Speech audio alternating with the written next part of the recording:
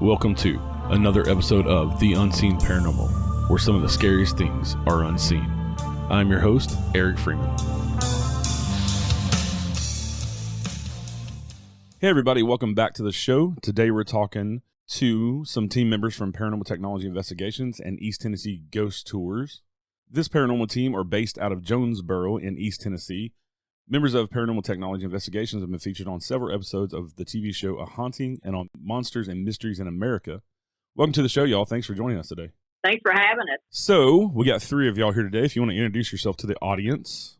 My name's Kathy Shepard, founder of Paranormal Technology Investigations and also of the East Tennessee Ghost Tours. And I'm Jerry Patrick. I am one of the team members of Paranormal Technology Investigations. And then I'm Sonia Kennard. I'm Jerry's sister, actually, and we've been a member of PTI for a few years, since 2012. So I'm also an investigator as well. All right. Well, it's nice to meet all of y'all. Thanks all of y'all for coming on the show today. Kathy, how did you get into the paranormal and how did you come to start Paranormal Technology Investigations? Having my first experience when I was little, maybe about 8 years old, in my home, it's like nobody knew this house was haunted but me. Nobody was seeing anything in it but me. And this thing would come into my bedroom at night, hang around my bed, and it was a tall, white shadow, billowy thing, like it was floating around. And I would see this thing, and I started having nightmares and things like that. And then later on, as I got older, I would kind of see people, like I'd be next door, and I would look over and see this lady with a little boy going up my steps. So I'd run home, thought we had company. Nobody was ever there, as far as company. And things like that. And then older, before I got into paranormal, my uncle passed away, and I saw him, was at his house visiting my cousin, and saw him through the garage window. I was outside looking in, and there he was, like he was just passing from the kitchen out to the garage area, full body. Couldn't make out his face, but it was him. Then got hooked up with Rob Phillips and the team members with his group back in 2010, and would go out with them occasionally. And the first time I ever went out, I got my first experience and got my name whispered in my ear, and then I was hooked. And when I was first asked if I wanted to go ghost hunting with these people, I didn't even know what that meant. I said, "Say what?" And so knowing I had experiences in the past, I had to get out there and see what it all meant. That's how I got into it. We would get all this evidence, and we had nowhere to go over it with anybody, So I was riding around down in Jonesborough, and I seen this sign up for rent, building for rent. And I called Rob up. I said, we got to get a place to go over our evidence with everybody because we're getting too much stuff. And so the owner, he was actually a retired attorney. He's probably about 85 years old. And I thought, this man's not going to let us come down here and rent his place for what we want to do. But surprisingly, he come out and he asked what we wanted the building for. And I told him what we did, and we need a place just to go over evidence. And he said, this town's ready for somebody like you guys. So here we are, still 11 years later, we're still down here doing our investigations. Awesome. It sounds like you kind of had the whole gamut of experiences. Yeah. It's been a crazy ride, that's for sure. Every investigation we do, no two are the same. It's always something different about them. It's been claimed that Jonesborough is one of the top 10 haunted towns in the United States. What makes y'all think that, and what are some of the stories to back that up? It seemed like every time we would get a call to investigate either a business or a house in this area, or just outside doing our own thing with teachers, we have always got something. I don't think there has been a time that we've investigated a place down here where we have come up empty-handed. It's either with pictures or some good A1 EVPs. And when I say A1, that means without using the spirit box and going back on your recorder and listening to what we get. And you hear these voices, coming from this place. And plus, too, that spirits don't act when you want them to. They're not circus performers. You know what I'm saying? Right. So I think, Jonesborough is like the oldest town in Tennessee. And, we've recently investigated places in Rogersville, and that's the second oldest place. And so there's a lot of history, and there's a lot of energy around that history that creates this atmosphere of, a lot of activity that we capture in our investigations. Right. And like you were saying, spirits aren't circus performers, and we've Right. all had that as investigators. 'Cause I've been an investigator for a long time too. We've all had that when the greatest thing you ever seen was when you're changing batteries or you're not rolling on cameras or recorders. No, exactly. Absolutely. And I think some of the best evidence we've gotten is when we're just sitting around and we're just talking and we're not really doing an EVP session, and we just casually, have a conversation between ourselves, and we'll get all kinds of stuff. Yeah. I think sometimes they're just really interested in what's going on now and what we're trying to do while we're there. And so that's when we get a lot of activity. So what are some of the most haunted places in Jonesborough, and what's some of the experiences that y'all have had? I would have to say the cemetery, and not only the cemetery, but the community that surrounds that cemetery. We have done several homes in there, gotten some activity, but in there, it's not really good stuff. Got some bad energy there. We got satanic rituals that have gone on. Yeah. And people that just want to play with the Ouija boards, which should not be playing with at all. Right. But there was also the cholera that was here. That was, a lot of people died from that. And there's a lot of people that were affected by that. And I think they're still lingering, maybe, wanting some answers. A lot of the untimely deaths here, like back in the day, this town, it wasn't a family town like it is now. It used to be like a gentleman's town, as they would call it. And you had I think about 7 brothels in the town, and it's like just a place for just to pass through when you get to where you're going. It's really what Jonesborough used to be about. And you had a mean sheriff that ran the town, and just a lot of the disease, a lot of excitement, a lot of untimely deaths were here. Yeah, and there's kind of a common theme with a lot of small towns throughout Tennessee. And I've talked to different people about this with the cholera outbreak. I know that was a big thing in like Murfreesboro and Gallatin as well. And then also with the brothels, that brought a lot of not so savory people. And so you had a lot of violence and stuff with that type stuff. And then also the way the towns were built, a lot of these small towns burnt down multiple times and people were killed because of the way they're, just stick frame wood. And all it took was, somebody knocking a lantern or something over and the whole town burns. Right, exactly. So there's a lot of energy around that activity. Yeah, especially we have a railroad track that goes through Jonesborough. It's been said that that's a conductor of energy. So is water. So there's a lot of limestone. Limestone, yeah. And a lot of people think that quartz, can hold energy and have It does. effects on the paranormal as well. And with Tennessee having so much limestone, and then you have all the quartz rock, the granite. Right. I think that's part of the reason why Tennessee is such a haunted state. Right. And you kind of hear stories everywhere you go. And then with y'all being in East Tennessee with the Appalachian Mountains and stuff, it's kind of a favorite pastime to tell ghost stories. And I think people in East Tennessee, from what I've seen and talking to different people, are a little more open to the ghost phenomena. What do y'all think about that? Because we've seen it and felt it.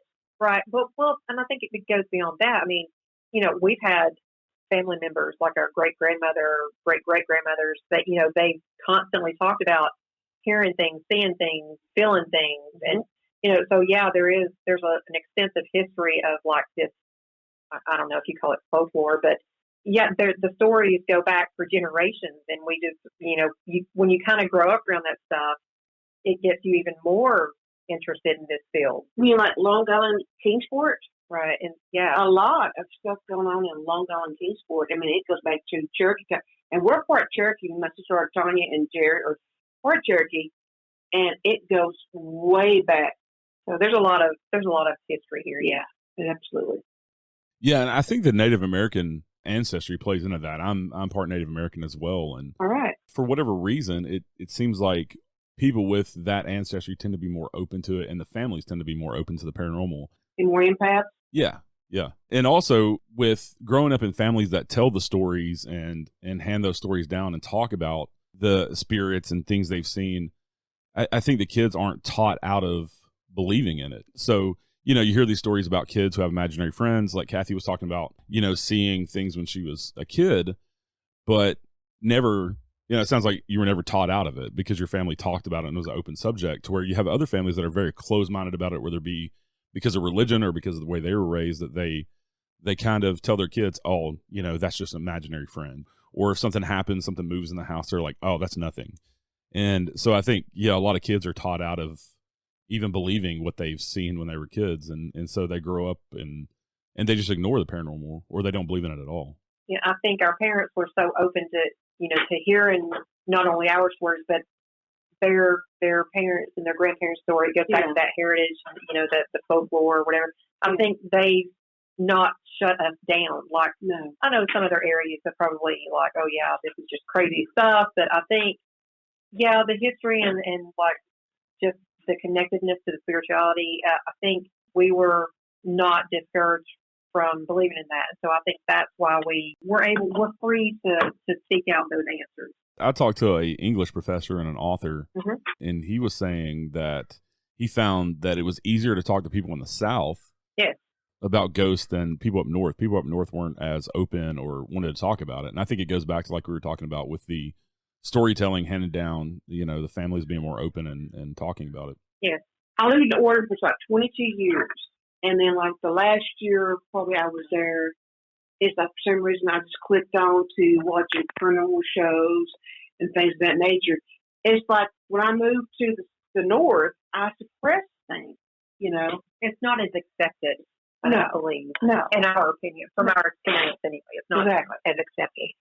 Yeah, and I've said this quite a few times on the show with other guests, and y'all have probably got this too. I've had so many people come up to me and tell me that they don't believe in ghosts, but here's their ghost story. Exactly. They don't believe until it happens to them. Yeah. Yeah, and I think sometimes they're afraid to share, you know. But I do believe that with the more shows and more podcasts that come out, pertaining to the paranormal, I think people are becoming more comfortable and more aware. Yeah. And so the more this is encouraged, I think, you know, people are more willing to share their stories and more willing to believe. There is so much in this world that people do not know about. If they think they're closed-minded to it, they're closed-minded to it because they feel safe. And if you feel safe, then you're okay. But if you think there's something out there, then you're not exactly safe. Yeah. Yeah, and kind of playing into that, one of my favorite quotes I've ever seen, and I don't remember where it came from, but the quote is, "You're not afraid of the dark, you're afraid of not being alone in the dark." Exactly. I am more afraid of living people than I am the dead. Okay? Yeah. I noticed on your website that you list that, you know, you take care of poltergeists and demonic exorcisms. Right. How do you approach those cases, and how many of those cases have you actually come across? Well, first of all, they're rare. A lot of people can say that they're possessed or tormented, and I don't doubt that, but you know, I'm more skeptical. You know, I don't believe everything I hear and see all the time, so I want to investigate more. But we've done a couple intense ones, and so, you know, I don't like to talk about it publicly because it kind of takes credit away from God. We don't do anything. God does it through us. And so I will say this, you know, coming from a mental health perspective, because I'm a therapist, a lot of people come to us and they say they're afflicted by these things, and it does take a lot of investigation, and it takes a lot of reasoning to figure out if it is truly a demonic or whatever. And like I said, those are rare. Right. You know, I myself tend to think that people have a lot of issues, of course, these days. And so I'm not so quick to jump to demonic. No, it's not always demonic.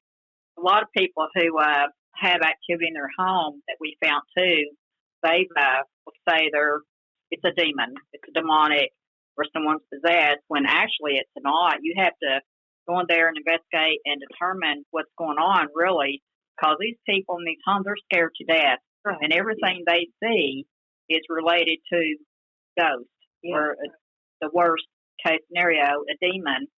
Even a curtain moving with the fan, to them, is a ghost. Yeah.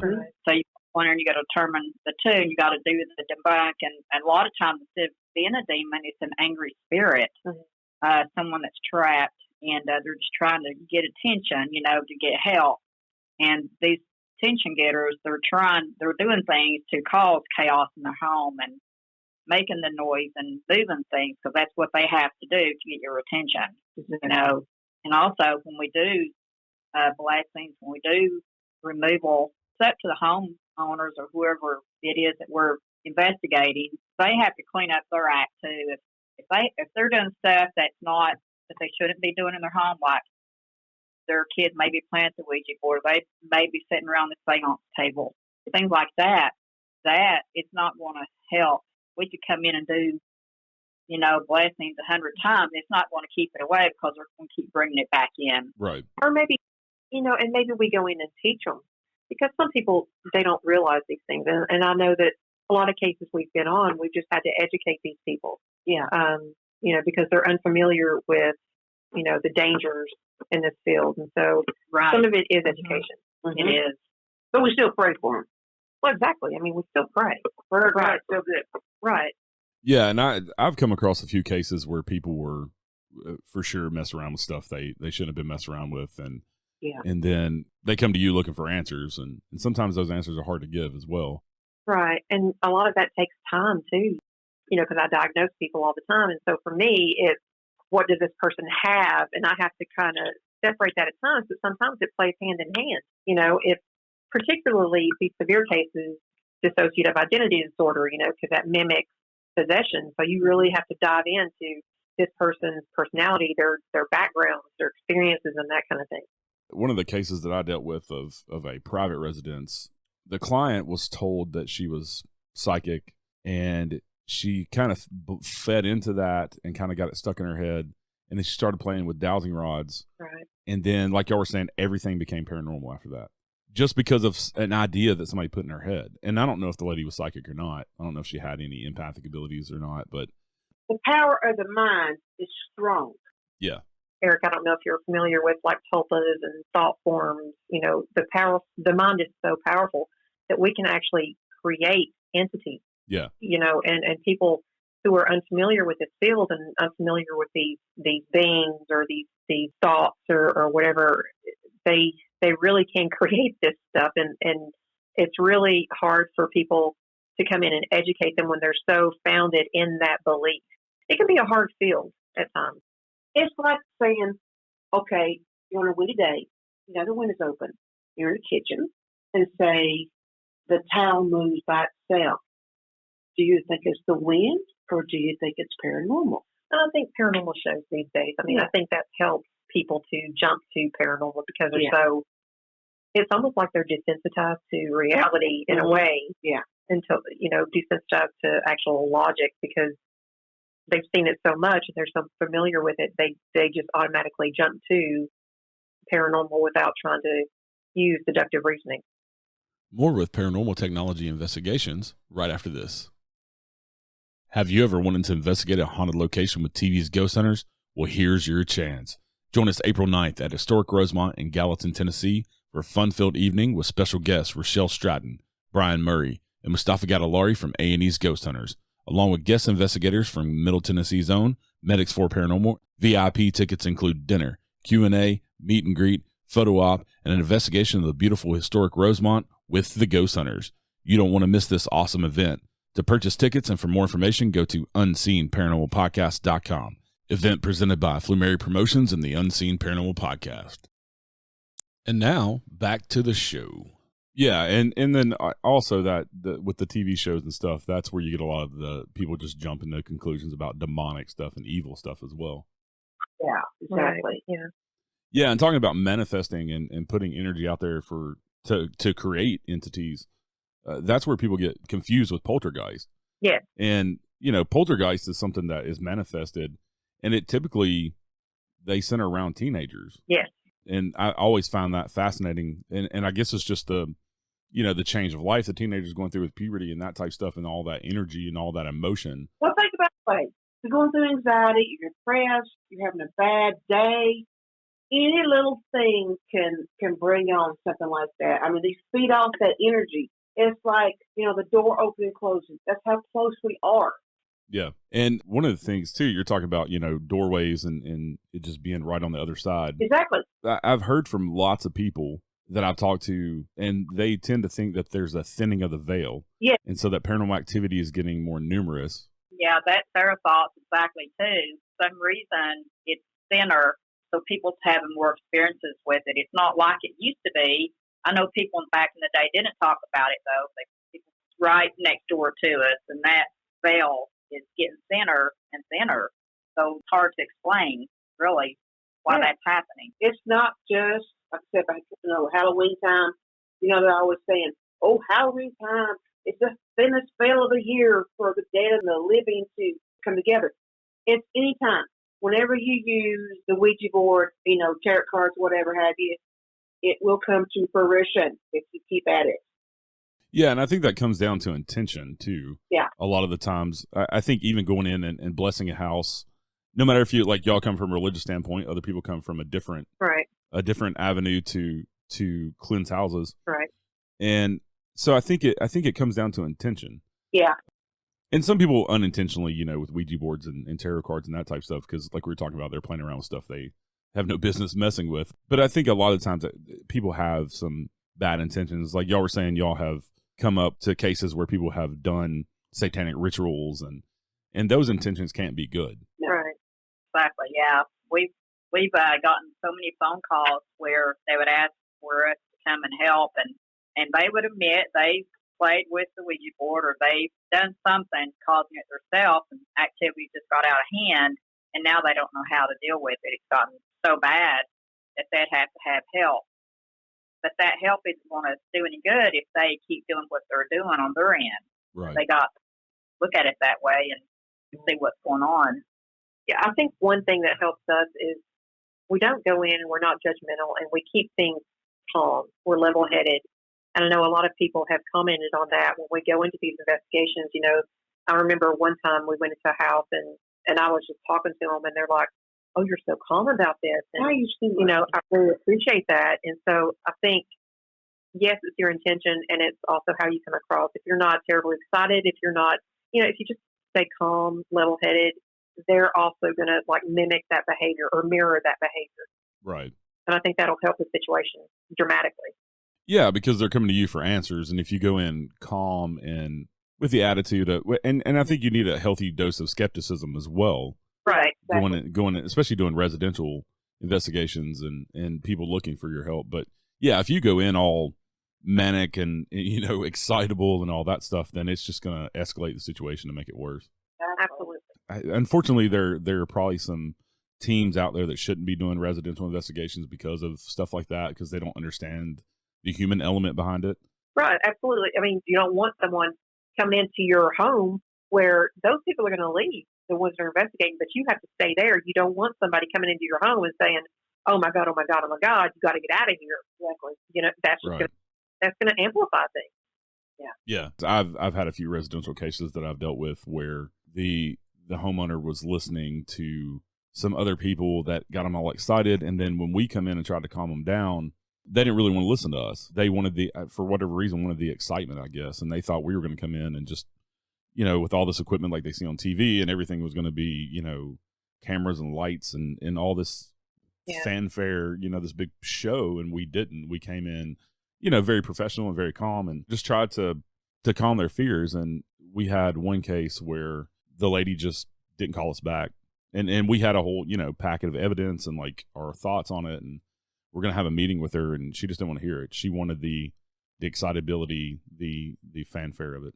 A lot of these teams out here, unfortunately, they're only out there for the hunt of the thrill, and they go into these homes, like you were saying, and getting these homeowners all excited and geared up to where, because it's all about the excitement then for them. Yeah. And then you come to somebody that's actually knowing what they're doing, what they need to do, and with the right equipment, all your gear, it's like, okay, they'd rather have the other team there because they're more exciting. Exactly. Yeah. But it's not really taking care of what's going on in their home that way. Yeah, right. It's like they don't take us as seriously if we don't hype it up. Yeah. They're expecting something to be commercialized. Now, we have had some where I've had to say, okay, let's cut the lights back on. We're going to go back outside and say another prayer. Yeah. Because some stuff was happening. It was not good, and it just got everybody got their juices flowing. It was we've had homes like that too. Oh, yeah. So it's not all just boring. Believe me, it's not. No. Yeah. And I think the problem with the TV shows, I think it's great because the TV shows and all of that has brought the paranormal more to the forefront in the conversation just across the board.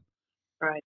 But like you're saying, they expect that when they have somebody come in their house and investigate. Right. And it's just not, that's not the way it is. A lot of what you do as an investigator is boring. I love the research, but a lot of people don't like the research and the history. And then going over evidence, hours and hours of listening to nothing, or hours and hours of sitting at a location and nothing happens. Right. Exactly. And I always tell people, anybody who's interested in coming out with us on an investigation, I always tell them, prepare to be bored, because it's not what you're thinking. It's not what you see on TV. They're not got such performers. Right. You've got to sit there for hours to get some really good evidence sometimes. They were once people, some of them were. Right. And so you've really got to sit there and be patient. And that's not what we see on TV. And people, with this day and age, we're so used to fast communication. You get a text message and somebody wants you to answer it right then. So I think we're in a time and an age where we want instant answers, and we don't get that. And, I think that escapes people sometimes, especially with the paranormal. Yeah. It takes a lot of energy for a spirit to talk to you or to move something. It does. And it takes a while to get it going up, to get it filled up, the energy-wise. Yeah. Have any of y'all had any kind of beliefs changed over the years of investigating? No. I've solidified my faith in God. It just makes it even more real for me. Yeah. Yeah, I think with as many as we've done, if we didn't have that faith, we would be something all over us. But you got to have that faith before you go in. Right. You got to do your prayer of protection. It's important. You got to have that faith, and you also want to do it when you're leaving. Outside of the home too. Right. Do that prayer of protection. If you don't, have that, it's hard to know what you're going to bring home with you. Mm-hmm. Right. We've actually had a team member who's going to be unnamed, but they've actually had an attachment before, and it's caused some really severe things to happen. So he wouldn't protect himself. He wanted to go in wide open, and he paid for it. That's not good advice to do. Mm-mm. Yeah, and I think that's where if you're going to go into doing investigations, even the ghost hunters that go in for fun and for the thrill of it, you still need to be educated on that stuff and know how to keep yourself protected so you don't get an attachment or something follow you home. Right. No, I mean, I'll admit, not only do I take this very seriously, but there are times where, for example, my husband and I, we go somewhere every year for our anniversary. We go somewhere haunted. That to me is kind of ghost hunting. Yeah. It's more of a game. And so I will admit that your guard is kind of down somewhat. But when you go into investigation, you're more serious, and you're really wanting to protect yourself. So you do have to be aware of these things. That's for sure. So what have y'all learned that you didn't know before you got into investigating? So I didn't mean to put you on the spot. That's a tough question. For me, I think it's more real when you actually do an investigation and you're trying to help someone. You take it way more seriously. It's like a job. Yeah. The mental health aspect for me carries over into this, and I feel like I am on a job, and I just want to help that person understand what's going on, whether it be paranormal or not. Yeah. So for me, it's more real. Yeah. And I take it more seriously now than I did. Yeah. You got to care about people. You've got to care about people. Yeah. Caring about people, listening to them, their thoughts, what they're going through. You take everybody serious. You take every investigation serious, what they're telling you, because, and no two are the same. There's always something different about each one of those. Like Jerry said, you care more about people now than I ever used to, because what they go through. Yeah. Right. You're more empathic or empathetic or compassionate. Yeah. I never thought I was sensitive until I got into ghost hunting. That's for sure. Yeah, it'll let you know real quick. Yeah. We have made a lot of friends along the road with this. Made a lot of friends who are very appreciative of our method. We go in, we understand things, or try to understand them, and we don't pass judgment, and we just listen. And try to offer some guidance. And I think people really appreciate that. It's just like, I swear, it's just like the mental health field. We have clients coming, and all they want you to do is just listen and just believe them. And so that's whether what we it's do. true or not. I mean, you go and you listen to them, they appreciate that fact. Like you're listening to them and stuff, whether it's true or not. And that's how we do our investigations too. You have to go in like you're communicating with a human being, like we're talking. Right. You can't go on and abandon who are you or, things like that. Yeah. And that's why it takes sometimes 2 or 3 times to go back to the home. You got to build their trust. Right. That's why with you that you're not there to make them leave or to agitate them or do harm to them. Right. We found some of these spirits were way back in the day don't even know what kind of equipment that is you're using. We explain our equipment to them. It's not here to do any harm to you. Mm-hmm. And then eventually, we will get communication from them. Because like I was saying, a lot of people, they just want to be heard and not be judged. That's what we're trying to do. Exactly, yeah. And I think that's why our team works so well. Mm-hmm. That's right. And when we find out somebody's played a Ouija board or they brought something in themselves, we don't sit there and down them for it. We go on and doing what we're doing, no matter what is in their home or how it got in there. Yeah. We're going to investigate it, and we're going to show them respect. We're going to show respect to the spirit that's in there. Yeah. Because that's how you have to do it. Or you're not going to get anything at all, and it's just going to cause chaos. Right. And certainly you don't want to leave that home with animosity or, you don't want to work that spirit up because when you leave, that family's got to deal with it. We understand that, Right. It's like a bad toddler, dude. Like a Right. I ain't doing That's true. Yeah. I'm the funny one in the bunch, okay? Yeah, Jerry is. She's a humor one, and She's a clown. Tanya's the one to go in and keep the family calm and talks to them, and while me and Rob setting up equipment, and then we all actually set up the equipment together. But everybody has their own little part they do. Yeah, and I think that's why it works so well. We all have our own little area, our expertise. You got to have a little humor. You got to have a little humor in your life. Yeah, I think you got to find the humor in everything. That old saying of sometimes you got to laugh to keep from crying. Right. Exactly. And so, she brings calm through laughter. I lend a listening ear, no judgment zone. And then Kathy and Rob, they bring their own little spiel to the group. And so we all have our own little niche. And I think that's why it works so well. Yeah. And people are just really comfortable with us and they can open up to us. I tell you, we find out things from people that I don't think they usually tell their family members sometimes. Mm-hmm. And everything's confidential. Right. All right. So y'all also operate the East Tennessee Ghost Tours. And so what does that encompass if somebody comes on the ghost tour? Where do y'all take them and all the details with that? Okay. The East Tennessee Ghost Tours is a tour down here in Jonesborough that we do. Actually, Rob Phillips, he's the tour guide. And he'll take people down Main Street, back up the other side. He'll take them back around the outskirts of it, up on the hill. And it's a walking tour. Up on the hill is a cemetery. And you can incorporate that in with the tour if you want to. And it's really fascinating because he actually studied this town before he started doing these tours. He went to the archives. He talked to merchants and locals. And he got the stories, the history of it down to a T. He got the ghost part of it from talking to merchants and, what's going on in this town and why and how far back it goes. But he's really good at these tours. Now, that's his part. So we also do the investigation tours, we call them. And that's taking people out to haunted place with us. One of them is the cemetery I was talking to you about. It's local, but we have a place that we set up. We done it last month, setting it up this month for the 27th, and that's called the Haunted Hell Spring Inn, and that's in Rogersville, Tennessee. And last month we booked it, and we had a full house, and we had also a production team come in and the pair of geeks with them that investigated with us, and that was a success. So we're booking it this year for the 27th, this month for the 27th, excuse me.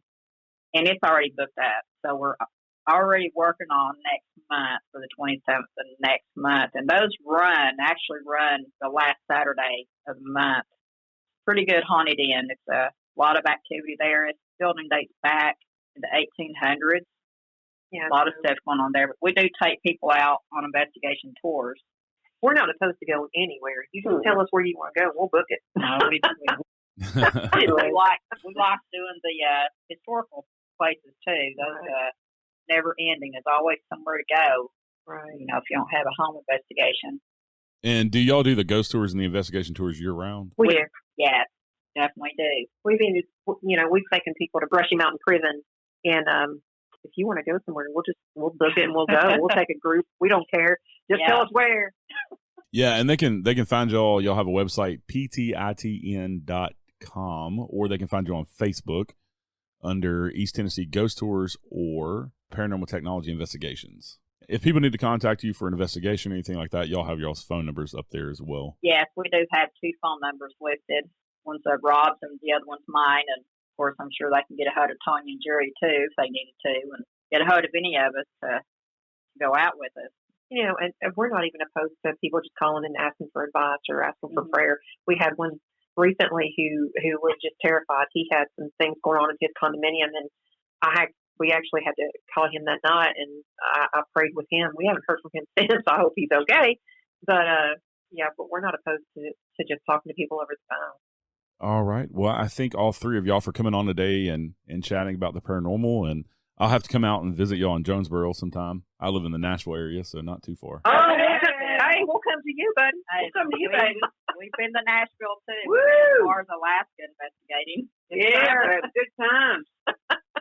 All right. Well, thank y'all for coming on today. Thank you, Eric. Thanks for having us. All right, everybody. As always, stay safe out there. Have a good day. Join us next time for a new episode of The Unseen Paranormal. Until then, check us out on Facebook, Twitter, Instagram, or at our website, unseenparanormalpodcast.com. And don't forget to like, review, rate, and share with all your friends. Thank you to my friend Chris Lips for the awesome theme music. Listen to our theme song and more of his music at chrislipsmusic.com. And remember, some of the scariest things are unseen.